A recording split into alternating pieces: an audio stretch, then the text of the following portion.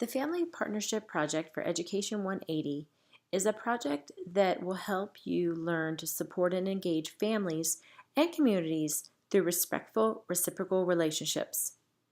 This important process of involving families and communities will help students in their development, and this will also give you practice communicating in written form with families, creating partnerships with families, and learning the process of engaging families.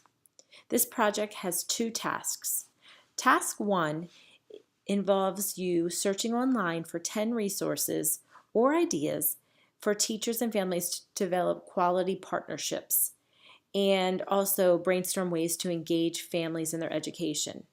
Now, this task can be assisted by following today's presentation, which will have springboard to getting you to the right resources. Pinterest is a great resource, and I've also included some articles as well as having you share your favorite ideas on Padlet. Please feel free to use the resources in the presentation and also use the Padlet board to see the resources of your peers, because this can help you find some quality resources for task 1. Once you find 10 resources, you're going to go to Pinterest to make an account. Within Pinterest, you just need to create one board, and it can say Family Partnerships, and that's where you're going to save all of your 10 ideas. On the due date, you're just going to share the web address to your Pinterest board. Task 2 is to create a 1 to 2 page newsletter or create a website for families that you can use as a teacher. Within your newsletter or website, you should have the following information: upcoming classroom events, an activity for families to try at home as an extension to something you've learned in your classroom or a theme, a section on ways families can be involved at the school or just an offering of activities going on, another section on information that would be a parent education topic, a little place to teach parents something, and then a section on advocacy to inform parents of something current in education that they may not understand.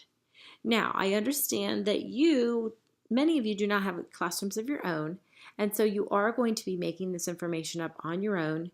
Please look online for ideas, especially in the area of parent education and advocacy. You want to make sure that you're doing something that is real. And when it comes to a theme or classroom events or ways for families to be involved, you want to use your imagination. If you had a classroom, what would you be doing this time of year? Focus in on the calendar. What will we be doing this time of year? At the end of your second task, I want you to write a reflection that answers these questions. What did I learn that was important from this project? What was the success or difficulty? And what would I do differently the next time? Also check over the rubric and share your newsletter or website address on the due date. I'd like you to share that 2 places. I'd like you to Dropbox it to me for grading, but I'd also like to see your website, your Pinterest board, or your newsletter shared on Facebook. That way you can share resources with one another, and also you'll get the opportunity to see a lot of different newsletters or websites to help you really understand how you want yours to look. The rubric is attached, and what we're looking at here, the points are for the quality and quality of pins on your Pinterest board. Remember, you only need 10, but if you find more ideas that you want to save, this is a great place to save them. Within your newsletter or website, you have an area for upcoming events. You have a family activity.